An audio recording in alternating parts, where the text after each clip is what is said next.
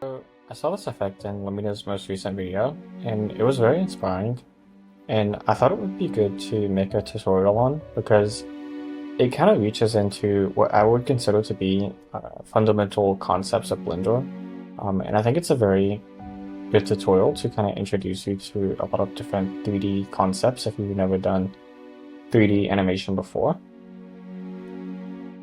So what I have on the screen now is kind of our raw render from Blender, and compared to our final output in After Effects. So there's going to be kind of two aspects to this tutorial.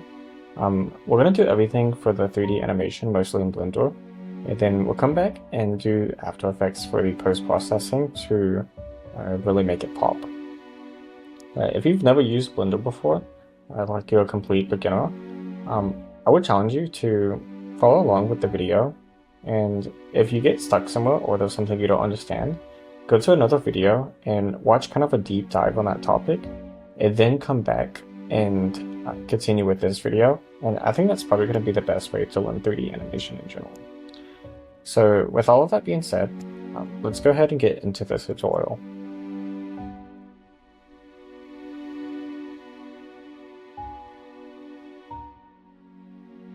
Okay, so I'm in Blender and I went ahead and cleared out my scene so it's completely empty. And we're going to go ahead and get started. So the way I'm going to do this is I'm going to do this in, I guess, 3 different phases. The first phase will be kind of anchoring the model, where we'll create the sun and everything like that. And then we'll move into a animation phase where we're animating everything. And finally, we'll do the shading and lighting and kind of creating that atmosphere. So let's go ahead and get started.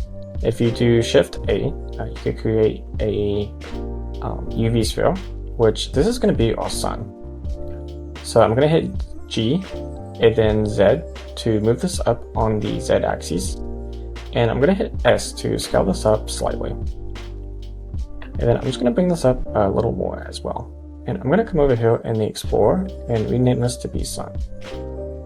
So in Blender, when you scale up an object, you're actually scaling the container that the object sits in. You're not actually scaling the mesh. So if you want to apply the scale, you need to do Command or Control A and hit scale. And essentially what that's doing is it's taking the scale you applied to the container of the object and applying it to the actual mesh data inside. So the next thing we want to do is add a plane. And this is going to act as our grid that everything sits on in the world. So I'm going to go ahead and scale this up as well. And I'm going to move this down slightly. So around this grid, we kind of have a planets orbiting around. So we want to map out the path that these planets are going to travel. So I'm going to be using a curve for this, and it's going to be a circle curve. And I'm just going to bring this up to roughly halfway and scale this up as well. We should see it come out of the sun.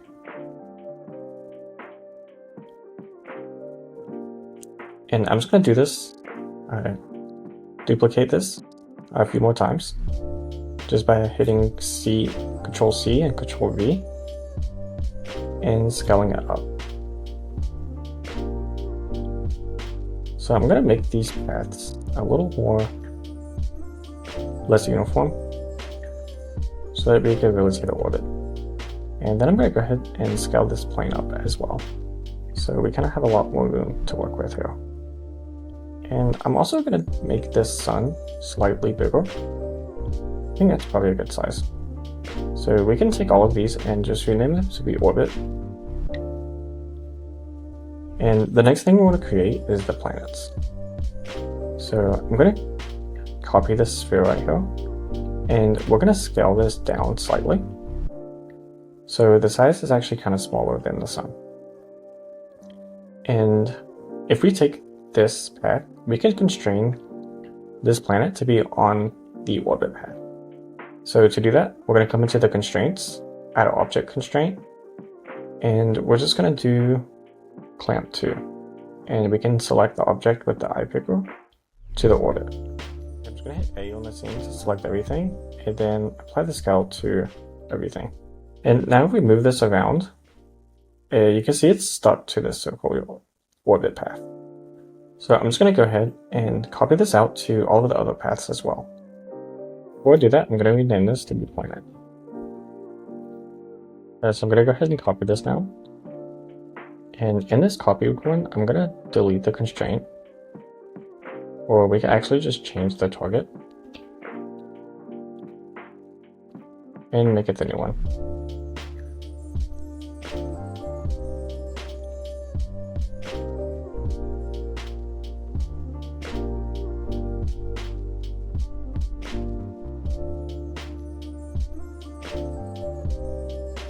So now we kind of got our planet set up, and I'm going to go ahead and offset these just a little bit so that they're not all aligned when we start animating.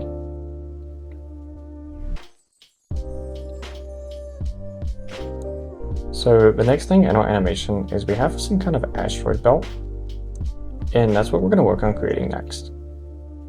So I'm going to insert a torus into the scene,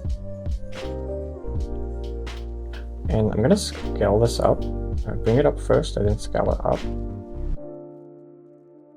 And just put this around our scene. This is kind of large, so I'm going to hit S and then scale it along the Z axis to kind of flatten it down. And this is kind of too close for comfort. I'm also going to mess with these a little bit just so they're not so uniform. Looks like we have a duplicate, so I'm just going to delete that. And let's go ahead and create a wider orbit path here. Wow, some of these are closer.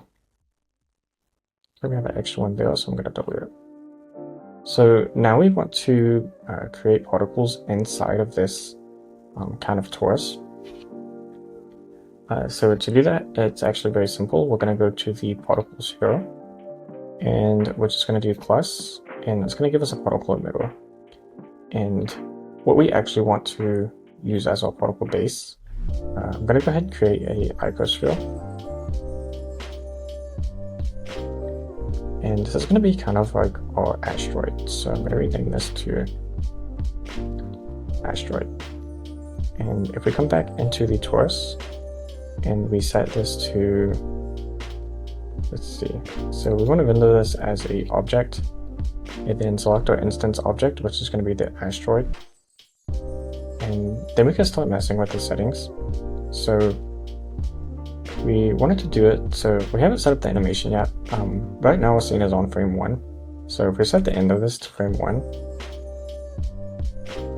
and we come to the animation tab real quick and just progress it, just so we've kind of had some progress in the timeline. We should start to see these. They're going to all be happening inside of this torus right now. So what we want to do is hide the emitter. So from the vendor, select show emitter to be false, and then viewport display, we want to hide it as well. So we have 1000 set.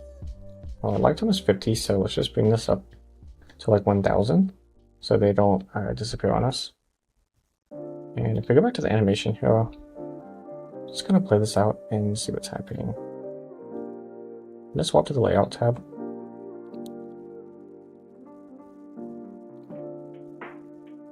So maybe there's something I'm missing here. Let's go through it real quick. So we want to emit from the volume so that it stays contained inside of this. Okay, so we actually need to apply the scale on this. And we should start to see them now. They're actually very tiny. So let's scale this up.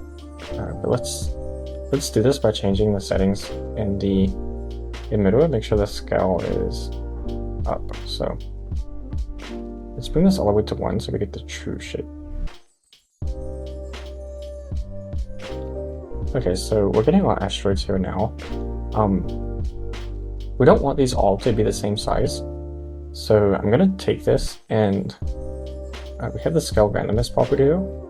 This is kind of what we can use to have some variety in this. So let's do something like this, and I think that gives us a lot of variety. let's go ahead and set this number to something like 5,000. And I think that gives us a good bit. And I'm going to make this just a little bit more flat. So there's not so much depth to it.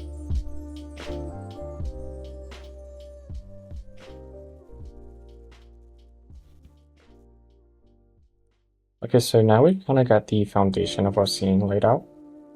What's really going to come next is doing the animation on this, and then we'll come back and do the shading of the materials. Before we go into the next section, take this base asteroid that we're using and just hide it from the window in the view.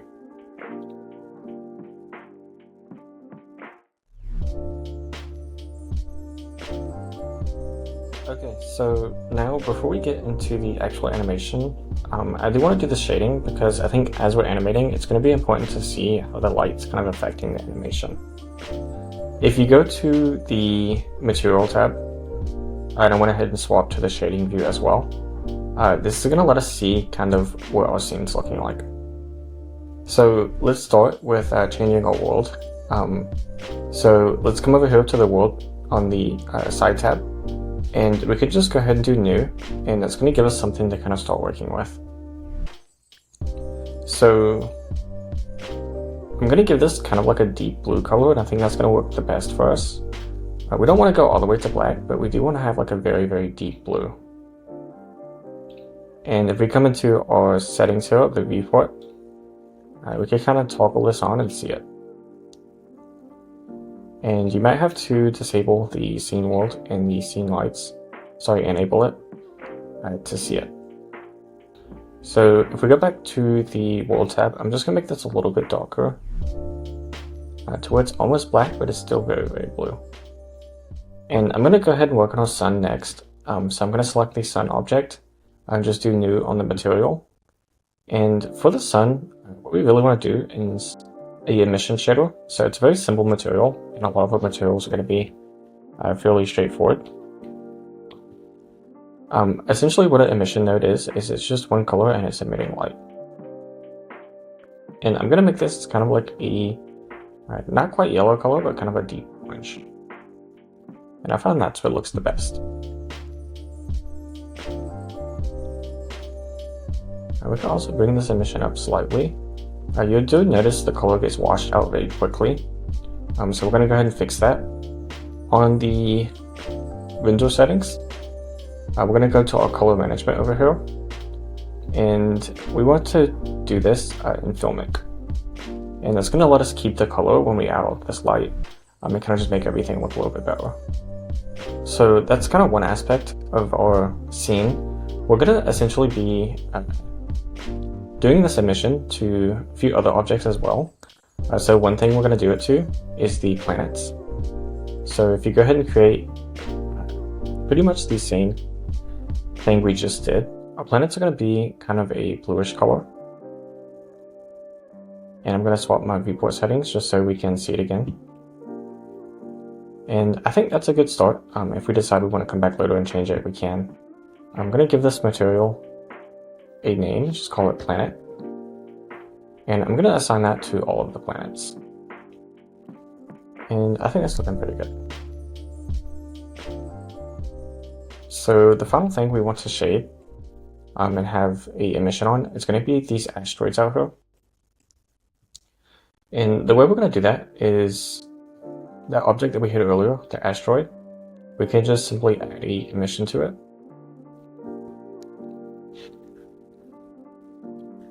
And since we're applying it to the base object, it's going to apply to all the particles as well.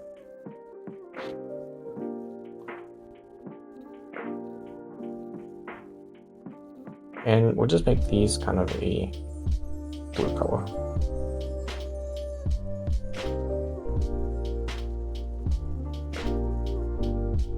Okay, so now we can kind of see the bulk of our scene coming together. This next part is going to be slightly complex, but it's not really too challenging, so I wouldn't let it scare you off. We do have to add some bloom effects in the compositor settings. So if we come to the compositor over here, we do a single vendor by doing Control F12. So we actually need to go back to our scene and add a camera. So I'm going to go back in modeling view and just add a camera and hit 0 to see what the camera is seeing. I'm going to hit N on the side and make sure I have view selected. And we can just do camera to view, and that's going to let us position the camera how we want. So I'm going to come out here so we can kind of see some of the whole scene. And then uncheck this, and we can just escape the camera. So now if we do Control F12, we should be able to do a render of the scene. And if we come back into the compositing, it should allow us now to start working with some of this. So if we do new, we're going to have kind of the default settings pop up here. And what we're seeing in this backdrop is the vendor we just did. So if you're not seeing anything, you probably need to do a vendor. So for me, I'm on scene 4 because I have a couple other scenes in this project, but for this, it's probably just called scene for you. We're going to add one node to this, and it's called a glare. We want to select the bloom variant, and that's going to give us that kind of light that's coming around our sun. And you can kind of mess with these settings and kind of see what they do. Sometimes it takes a second before they're reflected back on the actual image. But I think this is going to be a good start for now. So if we go back to the shading here, if you're not seeing the bloom, you need to change your compositor to be always, or if you have a little bit of a less powerful computer, you can do it with the camera only, or you can only see it when you render. But for me, I think I'm fine keeping it on always.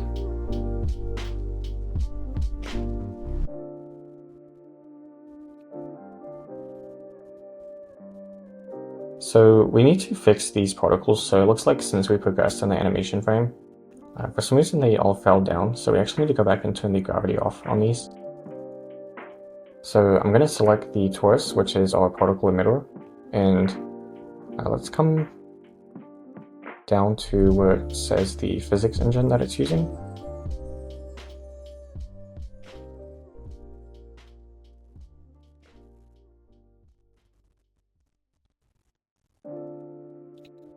And we could just select this to be none.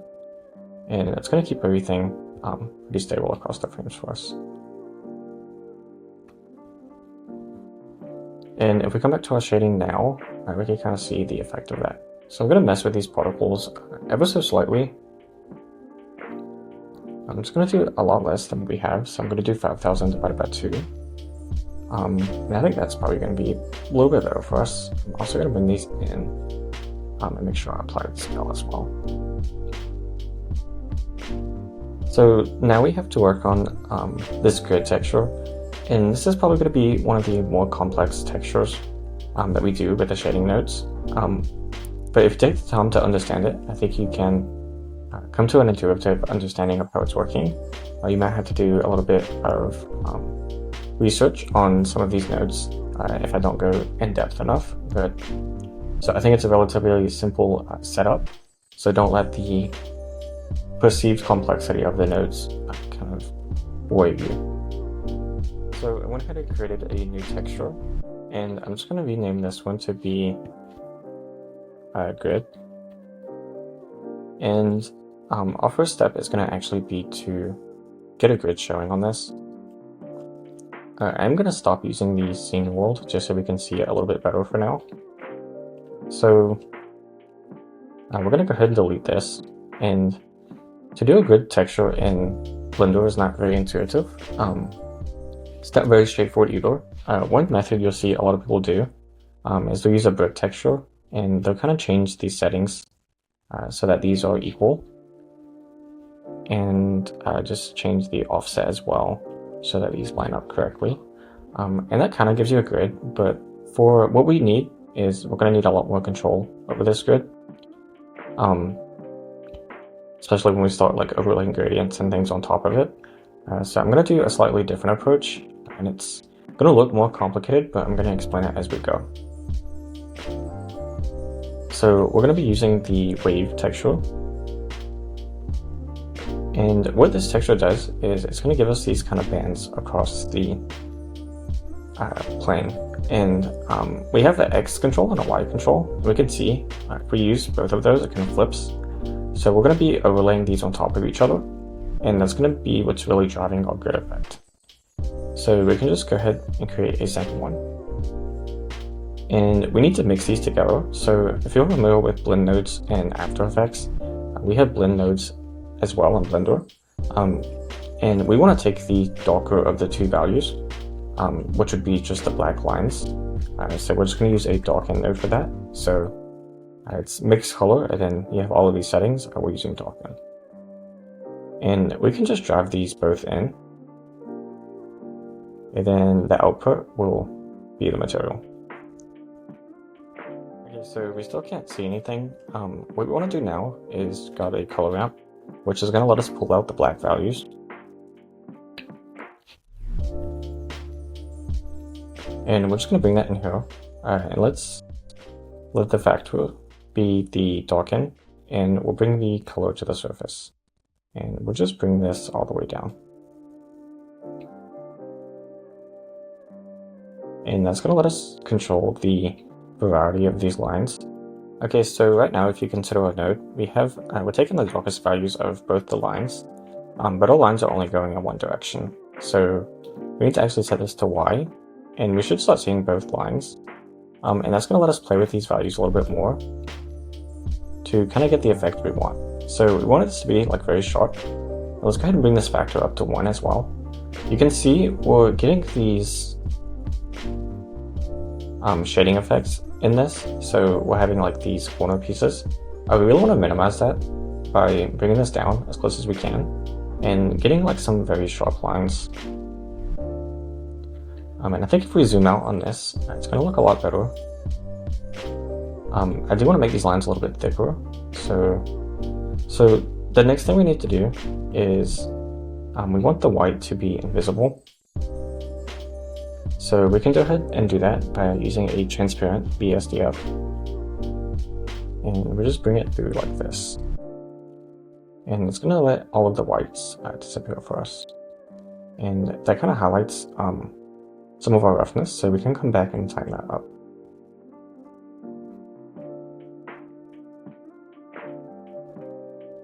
And I think that's looking like a pretty good start. Okay, so we can change the scale of this. Our goal is to make this a little bit smaller because our grid lines are too big. We can change the scale by using these values here on each of these. But I'm going to be driving this by another node, just so we have control over both of these through one node. So to do that, I'm going to use a texture coordinate. And what a texture coordinate does is it gives us the vectors of the coordinate in one node. And we could then map those coordinates. Where mapping just means we're taking the output of this, applying some transformation on it, and then using this to drive the vector of these wave textures. So we're going to take the object vector, which is a vector representing the object in space.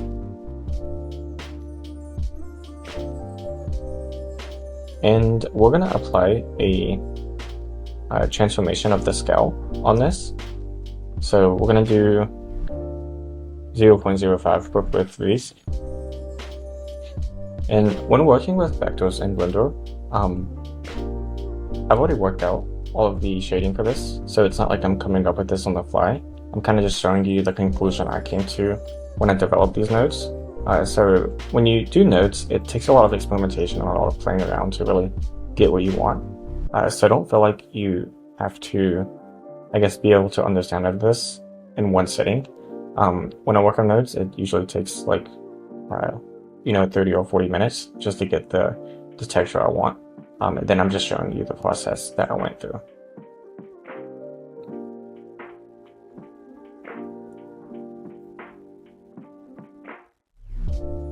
So we have a little bit of an issue. I'm not sure what's causing this, so I'm going to need to do a little bit of debugging.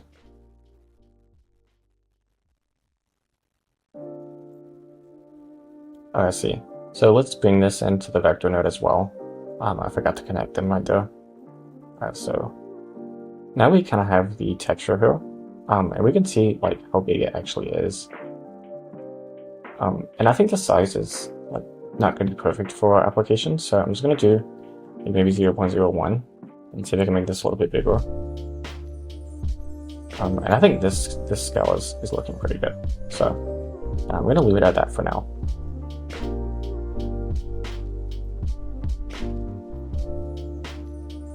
Now the next thing we need to do is we want these grid lines to kind of glow and have a purple emission. Before we do some of that, let's go ahead and instead of having black lines as the final result, I want to kind of have white lines as a final result, and that's going to make it a little bit easier to do the coloring of these lines and the emission on them. So to do that, we can just flip our shader here, and that's going to give us this opposite effect where now the lines are disappeared but the grid squares are black. And I'm going to go ahead and get rid of the transparent BSDF for now, just so we can see the grid as a whole. And what we want to focus on is grabbing these white lines and making them whatever color we want, essentially. So I'm going to add another color ramp, and we're going to use a mix shader. Alright, this is going to be actually a mixed color shader, and it's going to be a multiply. And we want to bring this color in, and the color in from this as well, and have this be determining the surface. So that's going to kind of give us this effect here.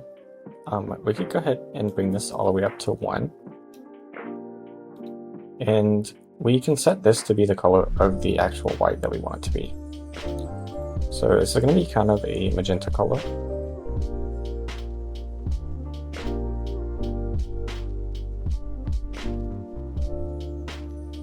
And I think something like this looks good.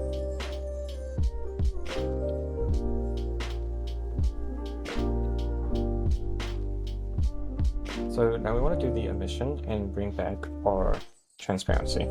So I'm going to use a emission shader and drive the result from this multiply into the emission, and then bring it into this material output.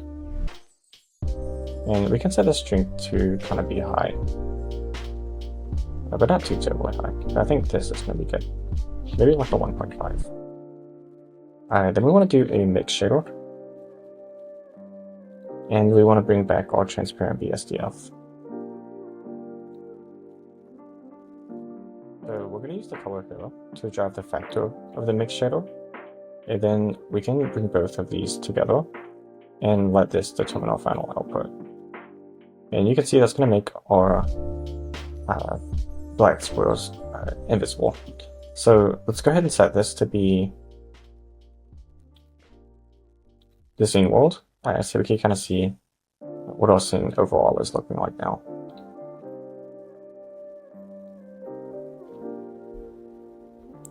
So the next thing we want to do is, in the center of our scene, we want it to be getting darker, and we want the edges to be getting lighter.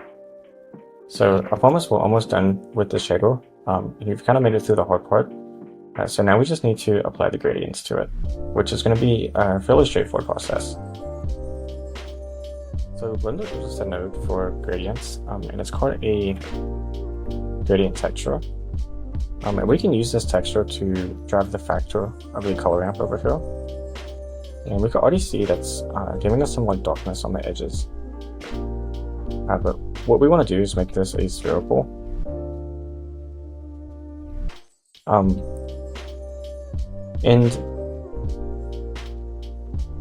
you'll notice it's kind of starting in the corner over here. So we can use our vector node from earlier and let that determine the vector of the gradient texture. And you'll see it kind of starts in the center of the object now, because we're using this object vector, which is going through the mapping and getting scaled down and then passed into our gradient texture. So we have to ask ourselves, like, what is going to drive the colors of this? And what we can use is the actual color ramp here to determine the size of the vector. the size of the gradient. So the more black we want it to be, then the more dark we want the edges to be. We could maneuver the black, and same thing for the purple over here. What I actually want to do is inverse this, because I want the center to be dark, not the edges quite yet. So I'm going to inverse it like this, and then kind of have a growing center where it's getting darker and darker towards the center.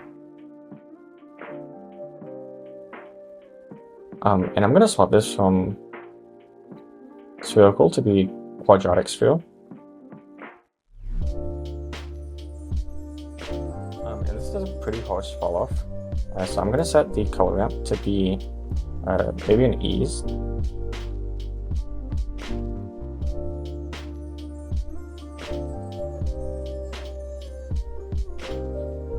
Or maybe I can do like a B-spline. So it's not quite as harsh. And we kind of have a progressive darkening in the center.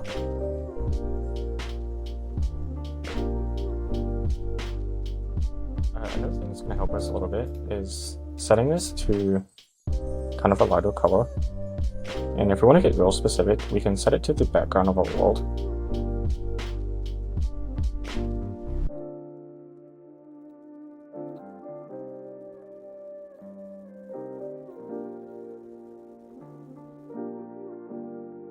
Okay, so I've messed with this a little bit, and I think it's pretty close to how I kind of want it to be.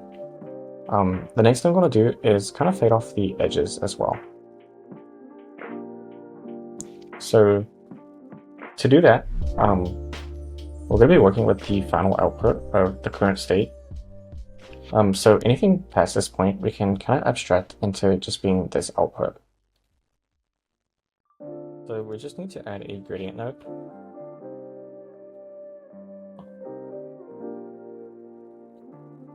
And we'll drop this into a mix shader because we want to mix it with the current output.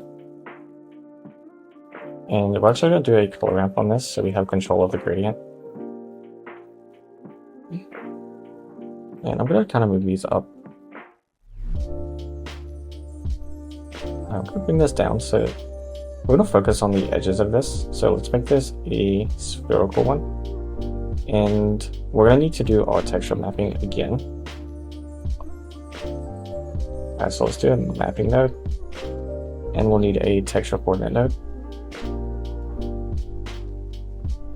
And this time we're going to take the UV, which is the vector of the coordinates, and let that drive the vector. And then we'll bring this vector into the gradient texture here. And we can offset the location by so let's actually set these to -0.5. And we want to use the generated, which is the vector of the generation. And now we can see we're getting the gradient happening on the edges now. So I'm going to play around with this a little bit and kind of inverse these.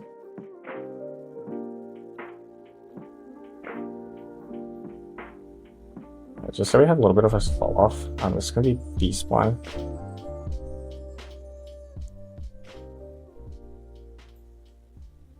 I want to do a transparent VSDF again.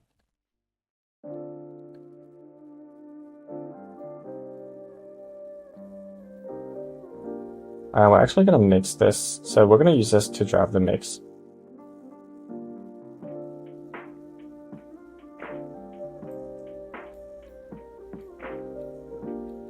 We don't want to bring the color in like that.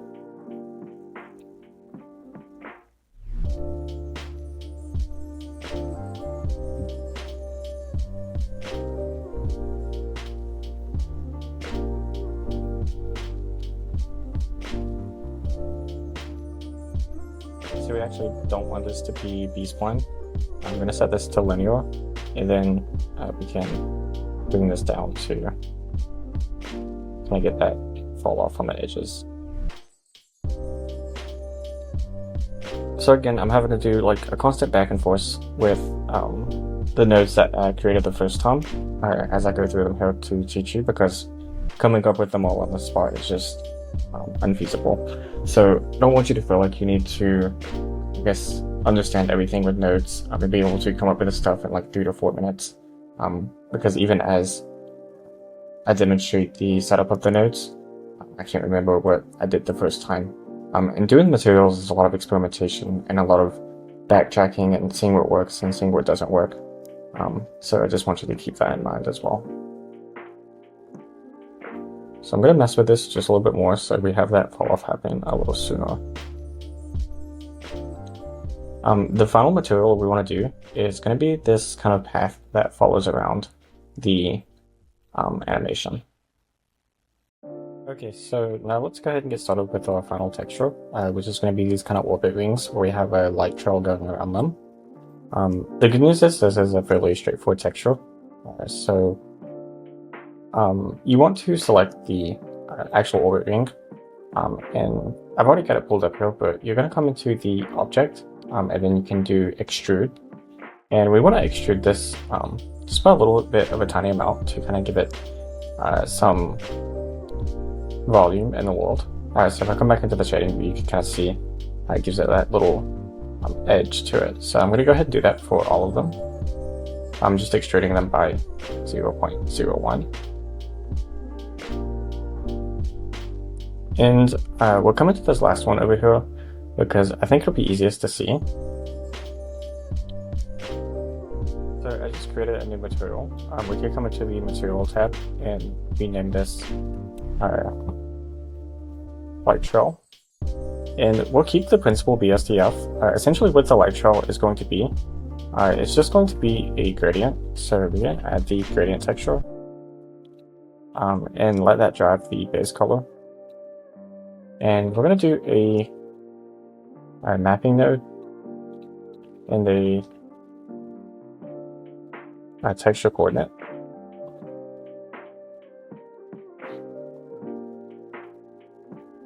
And we're going to need the UV one, and we'll just drive the UV as the vector. And then we'll have this come into this, and we'll set this x to be -0.1. Sorry, just positive 0.1. And we'll set the emission on this to be a purple color. So actually we don't want this gradient to drive the base color, we want the gradient to drive the alpha. And we can see we kind of have some fall off around the edges now. It's very difficult to see. So if we're bringing the strength up on this emission, we should be able to see it better.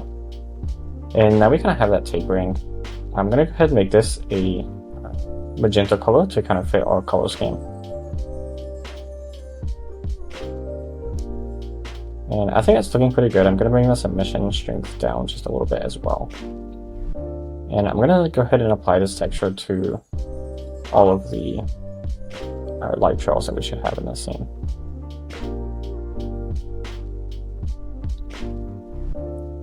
We could have one more on the very edge.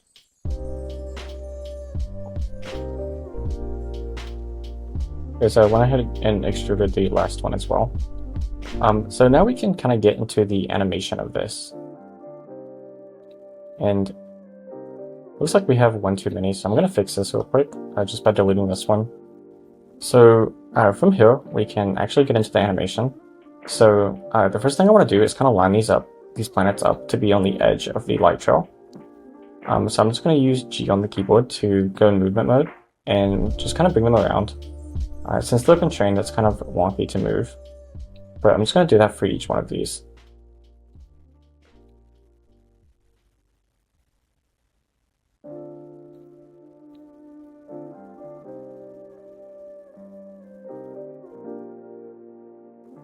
Then I'm going to offset these just a little bit. So I'm going to hit R and then Z to rotate along the Z axis. And we don't want these all to start right next to each other, so I'm just adding a little bit of randomness to this. Okay, so I've kind of got everything lined up how I want it now. We could go into the animation tab and just get started animating this. If we go to our output, we can set our frames to be So I'm going to set the end to be 24 times 60, which would be 1 full minute. And we can get into animating all of this. So we want to have a cycle animation where we rotate each one of these orbits. So I'm going to create a keyframe. So I'm going to use auto keyframing. And it's a pretty simple keyframe animation. So we want it to start in this position, and then we want it to end somewhere around here. So one thing to keep in mind with this is the planets closest to us should be moving the slowest. And as we get, sorry, they should be moving the fastest, and as we get further out, they should be moving slower. Alright, so I'm just going to go through it and do that for all of these, and then I'll be right back. Okay, so I went ahead and got everything animated out. You want to come back to the interpolation mode to make this linear, because if you think about the path of our orbit, it doesn't really slow up or speed down. But this is kind of what our final result's looking like with the animation on this. So now we want to have it to where this entire donut, this asteroid belt, kind of rotates individually. So we can rotate it like this, but I think it's going to look a lot better if each asteroid kind of has their own rotation and they're bumping into each other. So to do this is actually relatively straightforward. We're just going to mess with some of the physics in the particle.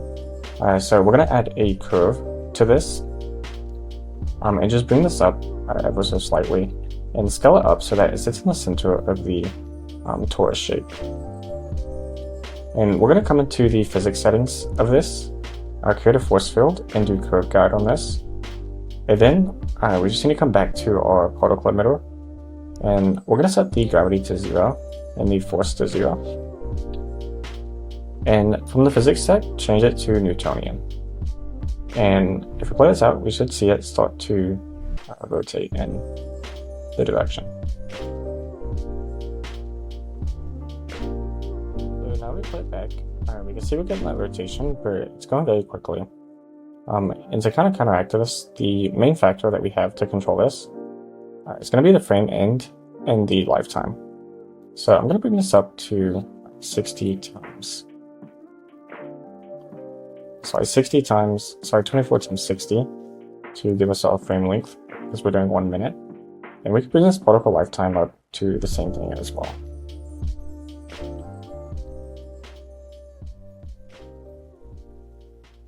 And actually we do want this end to be 1 because that's saying that's when all the particles are emitted. So let's do times 10 on this. And that's going to give us a lot of a slower animation. And I think this speed is pretty good. So now the second thing you're going to notice is they're all kind of moving together. Alright, so we could bring this lifetime randomness up, and that's going to give some variety to these movements. So let's reset our animation, and we'll see some of these are moving a lot faster than others. And I think one's going to be a little too much, so let's just do like 0.5.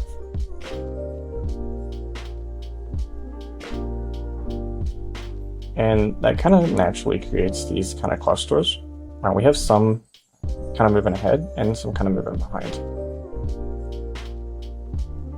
So with that being done, we're kind of ready to get into the final steps of this, where we just need to animate the camera. And I'm going to show you some tricks for animating cameras in Blender. I'm going to go back to the layout tab here, and I'm just going to add a cube.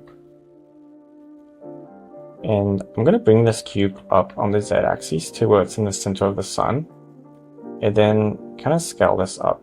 I'm actually going to delete this, and I'm going to do a empty cube. And then just do the same thing, scale it up as well. And then I'm going to go ahead and add a new camera. I'm going to bring this camera directly up on top of the cube. And we can delete the first camera that was in our scene. And I'm going to reset the location of this. So I have auto keyframing on. I'm going to turn off these keyframes that it automatically created. So let's set the location and the rotation to all be 0. And let's set this to even number like 20. And then I'm going to bring this up a little bit more, just so we can see more of the scene. Just along the z-axis. And I think that's looking pretty good. So what I'm going to do is select both of these, and then I'm going to parent them to each other. I do want to get rid of the animations on this cube as well. So I'm just going to come in here and hit X on this. And then come back into the layout tab. So I'm going to do Control P. I'm going to set the parent to the object. And the order you do select these in matters. So now if we move the empty, it's going to move the camera with it. And that's going to be important. You'll see why when we start animating. So I want to have a scene where, let's get to the first keyframe. I want to have a scene where we start zoomed into the sun. And we're kind of pulling out of it. So I'm going to change my settings here so I can actually see the empty.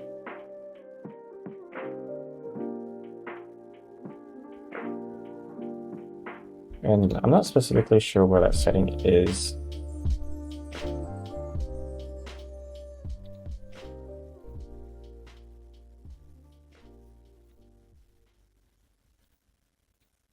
Okay.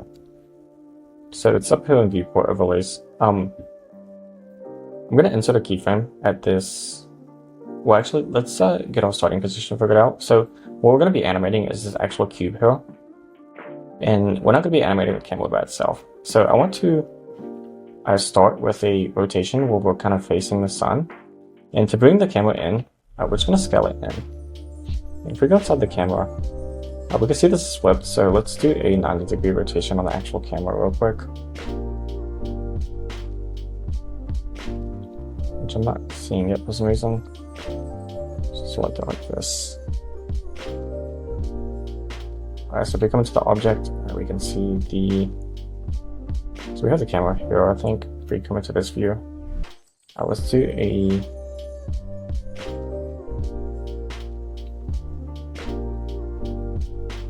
I think it's probably going to be the Y that we want. No, let's try the X. Instead. Yeah, I think it might be upside down, so we might have to do 180.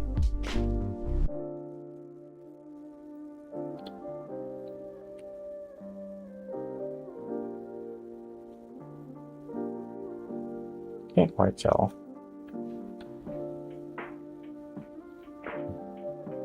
Let's actually select this camera and bring it back some from this. And I think we are seeing things upside down.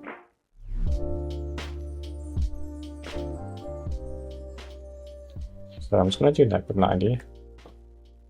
And okay, I think this is working now. So I want to have this scene where we're zoomed in to the sun. So I'm going to do a turn back on automatic keyframing. And I'm going to start us, make sure we're selecting the empty. So I'm going to start us zoomed in like this.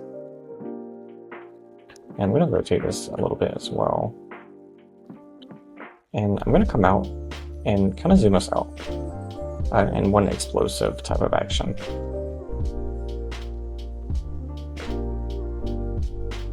And I want to make sure we can actually see the entire scene.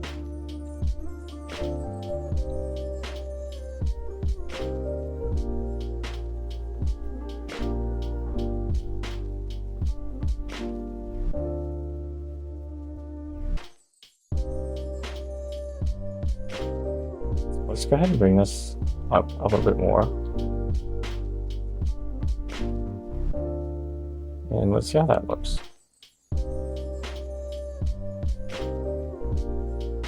And I think that's good. Once we zoom out a little bit, I want to kind of hang there for a few seconds, and then we're going to do a rotation. And in this rotation, we're going to also come down with it.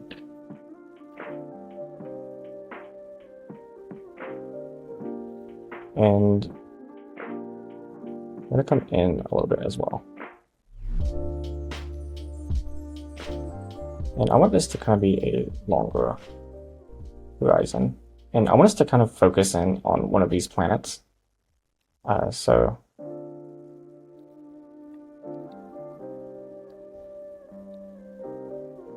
we'll just come down like this. So we come out, we come in, and then once we've been in, we want to come back out.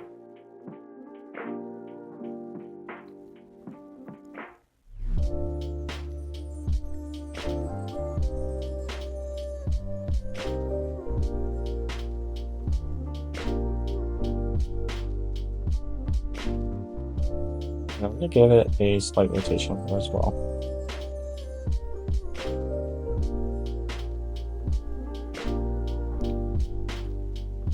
And we need to actually come back into these orbits, and we want to give this a cycle.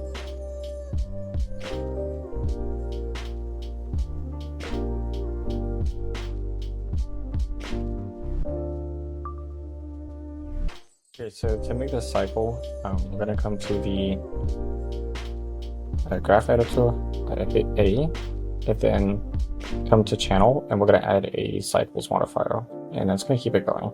So we can go through and do that for all of these. So now we've got our animation mostly worked out. We can come back into it. I'm going to come back to the dope sheet. And if we watch it in the screen here, it's kind of giving us what we want. So I'm not going to go too in-depth on the animation. You can kind of play around with it and get it to be how you want it to be.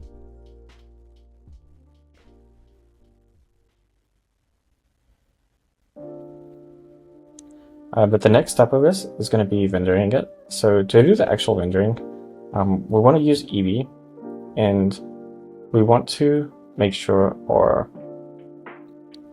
color management is set to filmic. And from here, we can just set the output to be a folder and do a sequence. So you can set the folder you want it to go into. And you can leave all of the settings as a default and just use PNGs. And then make sure you're using an image sequence. You can set it as overwrite.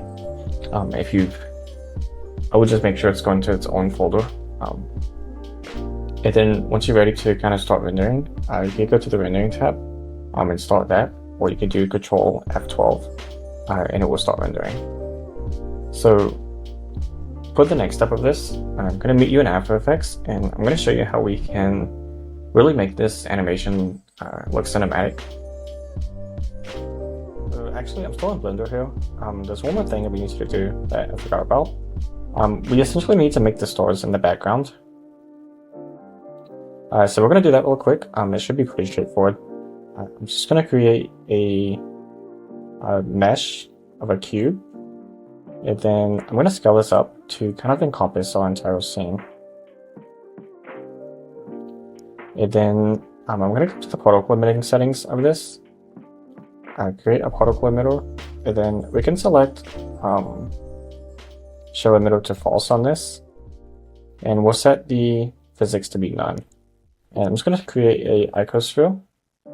And this is going to be the base star object. So I'm going to bring this up.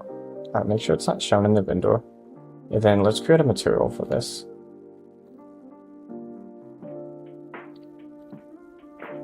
And I'm going to make this a emission.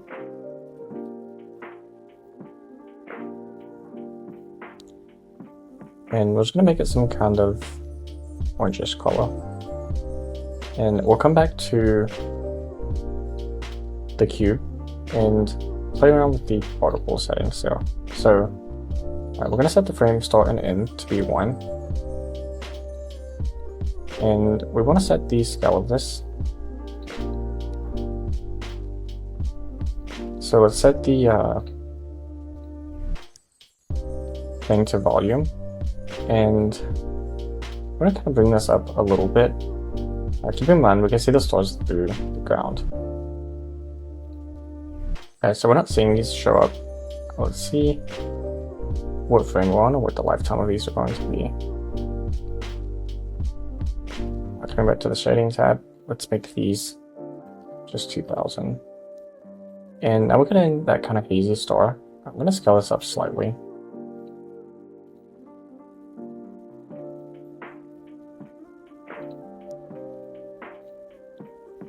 So let's use this as a object, and then let's select our object.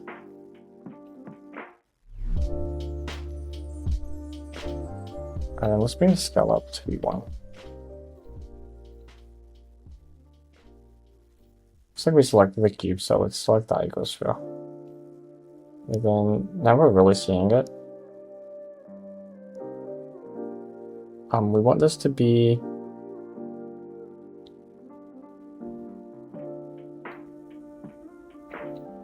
maybe 500 or so, and we're gonna bring this icosphere size way down.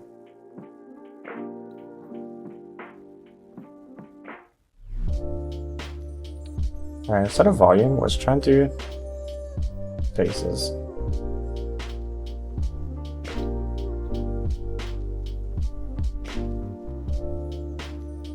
And we want to have some randomness to this size.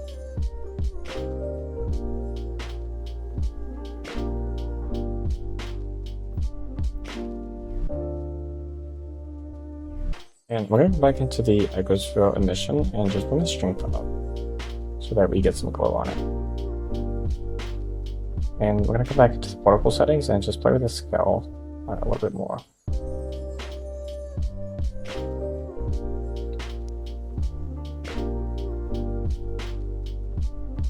And I'm also going to bring up the number of these some as well. And I think that's looking pretty good. You can play with this some more and kind of get it perfect, but I think this gives us the overall shape. Just make sure you hide this from the window in the view when you're done. Okay, so I'm in After Effects now, and I went ahead and imported my image sequence. If you're not sure how to import the image sequence, just do File Import, then select the first one and select Image Sequence on the Explorer, and you'll get a PNG image sequence like this. So mine's a little bit different. This is my actual first animation, just so I didn't have to sit through the rendering pass again. So if it looks a little different than what we made, that's why. But for the most part, everything should be the same.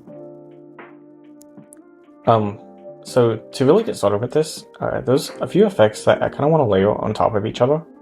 So I'm going to show you my other composition and kind of show you what it's going to look like when we're done. And you can see it's just a lot more cinematic. And I'm going to show you like what specifically I did with all of this. So the first thing you want to do is we're going to do the flare and the starburst. So let's kind of start with the flare, going back to the composition.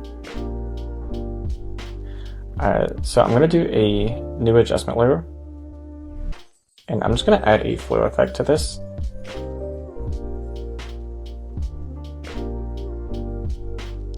And we want to keyframe this position to be in the frame center. And I'm going to set a keyframe for that. And as we move around, we want this keyframe to also move. So I'm just going to come at some key points so it stays in the general direction of it. And I'm going to hit U to expand my keyframes. And then just keep doing this.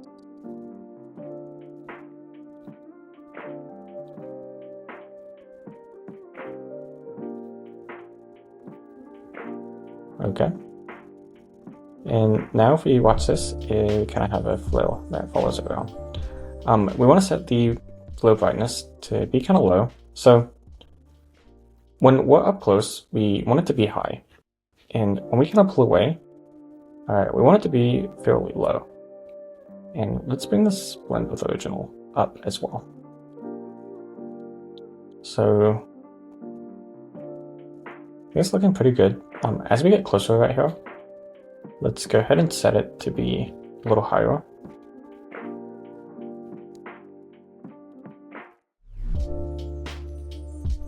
So let's take the brightness here, bring it over here, and then kind of bring it up as we move in.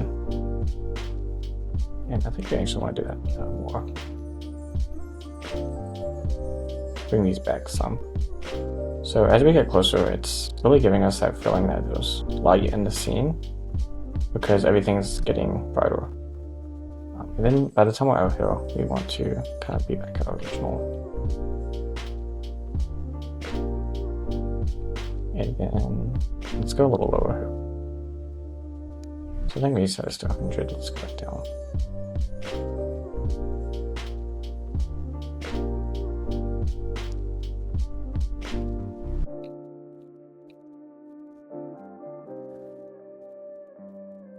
Want to be bright.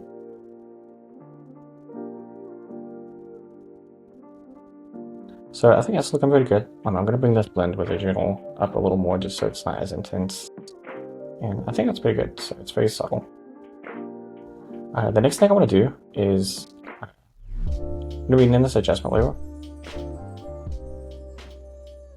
And I'm going to call it blur. And I'm going to go ahead and create another adjustment layer. And this one's going to be called burst. And we're going to do a light burst. And we're going to kind of follow the same concepts as before, where when we're closer to the scene, the light burst is going to be very intense.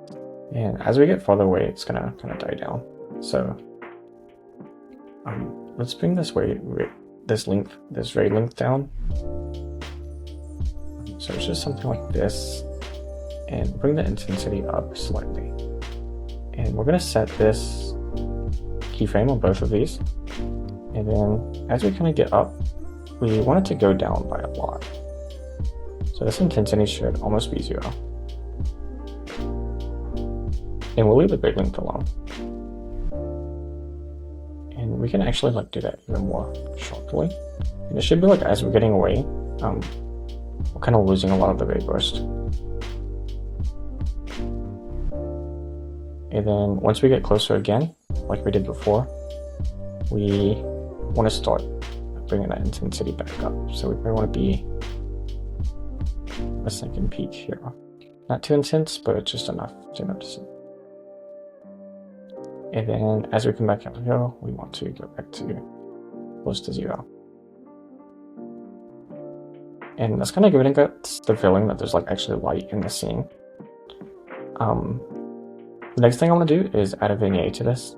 So I'm going to do a new solid. And I'm going to call this vignette. And we're going to create a mask on this solid.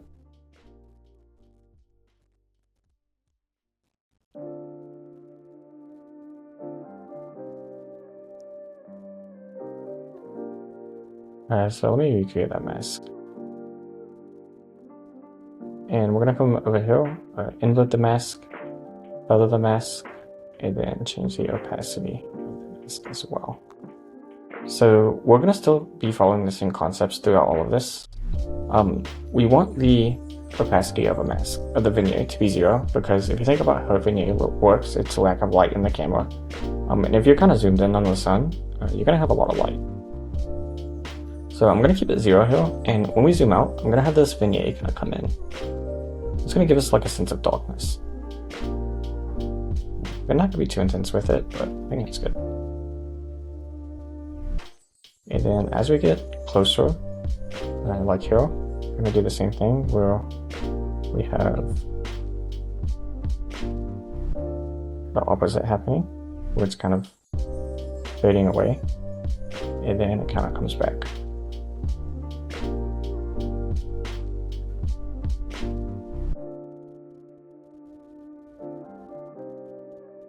And I think that's pretty good. So,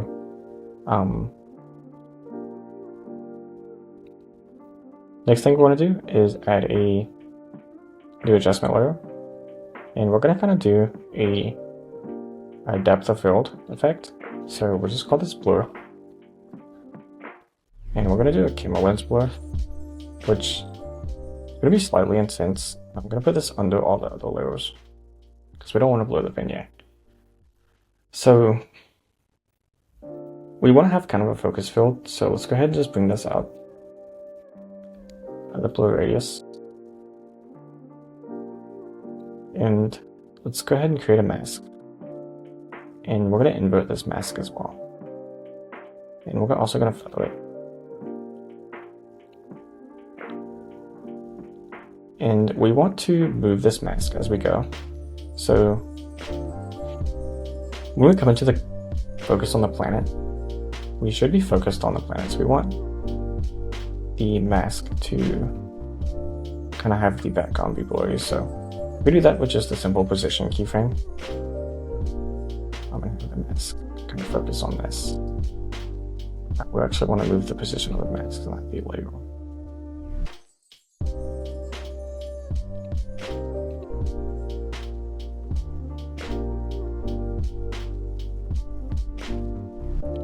So let's create.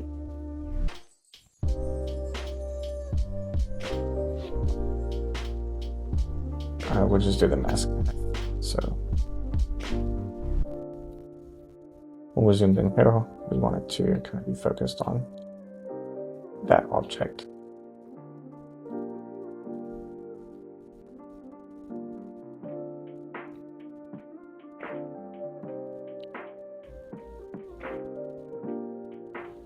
And then we want to kind of reverse it as we refocus on the sun.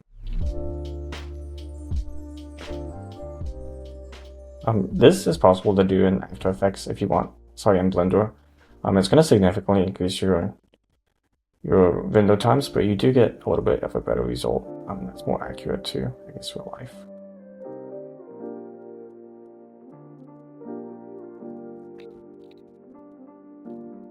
The final thing I'm going to do to this is a LeMMinO color on the very top.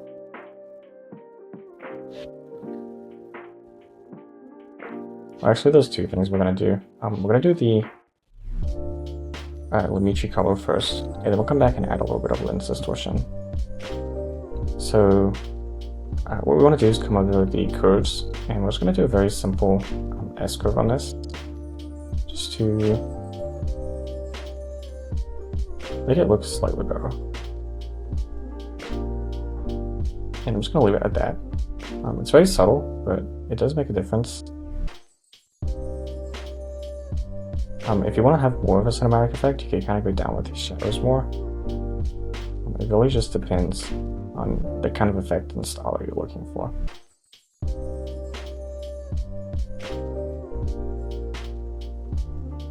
So I'm happy with this, so I'm going to keep it about at this.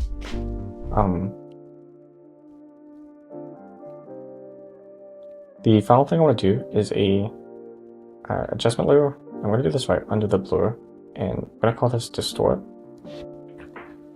We're just going to do an optics compensation.